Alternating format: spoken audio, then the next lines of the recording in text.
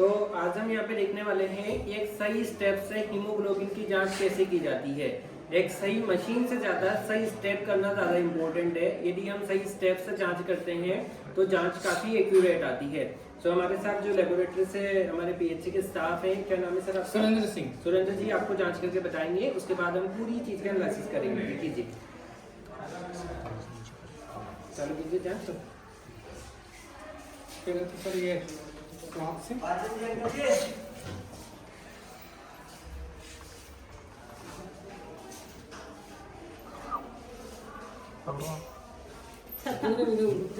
नहीं डूबा।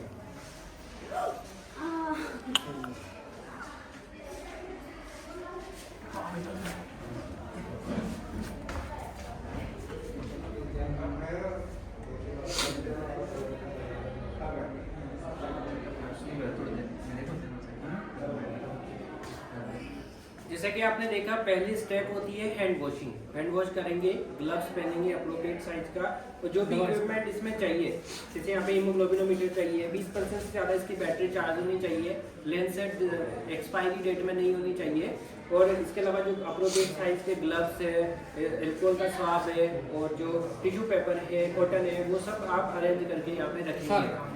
यस, कितना है? 10/4।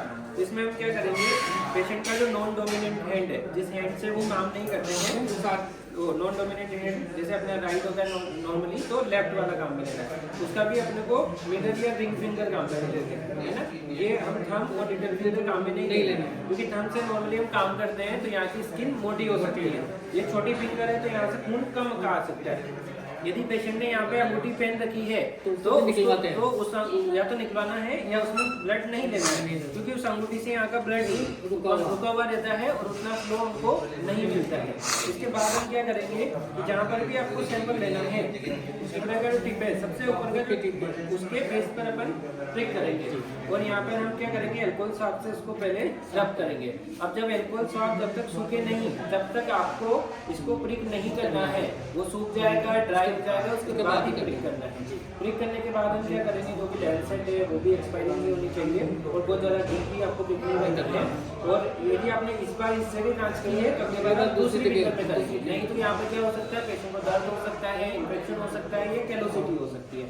अब जैसे हमने यहाँ पे इसके इंडिकेट कर दिया, इसके बाद हम ऐसे स्क्वीज नहीं करेंगे, है ना, ऐसे दबाना नहीं है। फ्री फ्लो ब्लड आएगा और ब्लड की पूरी ड्रॉप बनेगी, और पहली ड्रॉप को हम डिस्कार्ड करेंगे, है ना, उसको वाइप करके डिस्कार्ड करेंगे। दूसरी ड्रॉप होगी या तीसरी ड्रॉप होगी, उसे हम जांच करेंगे। अब आपने यहाँ पे इसको लोड कर लिया है, और यहाँ पर भी इस मशीन में एक्यूरेट वो नंबर आना चाहिए, 3 या फिर जो कोड है वो शो होना चाहिए, ताकि एरर नहीं हो। टाइमली इस मशीन का कैलिब्रेशन भी होगा कि ये सही काम कर रही है या नहीं काम कर रही है। इसके अंदर जो सिस्टम है वो चार्ज है या नहीं है, 20% से ज़्यादा बैटरी इसकी होनी चाहिए। उसके बाद हम क्या करेंगे कि ये लोड कर लिया है, ड्रॉप यहाँ पे ले ली है, और फिर यहाँ पे जो रिकॉर्ड है उसको मेंटेन करेंगे, और जो स्ट्रिप है उसको अप्रोप्रिएट जो बायोमेडिकल वेस्ट का कंटेनर होगा उसमें डिस्कार्ड करेंगे। तो कौन कौन सी चीज़ों का ध्यान रखना है, आपको ग्लव्स पहनना ध्यान रखना है ना, उससे पहले हैंड वॉशिंग ध्यान रखना है, हैंड वॉशिंग के बाद हाथ को सुखाना ध्यान रखना है। गीले से आप काम करेंगे तो अच्छा नहीं हो पाएगा। इसके अलावा आपको जो भी अल्कोहल का वो है उसको लगाते ही नहीं करना पड़ेगा, डोमिनेंट हार्ट में जाना है, और इन अंगूठे या छोटी फिंगर इनमें नहीं लेना है। यदि यहाँ अंगूठी पहन रखी हो तो उसको नहीं लेना है। यदि यहाँ कैलोसिटी हो, मोटा मोटा हाथ होगा तो उसको नहीं लेना है, ये ध्यान यहाँ पे रखना पड़ेगा, है ना।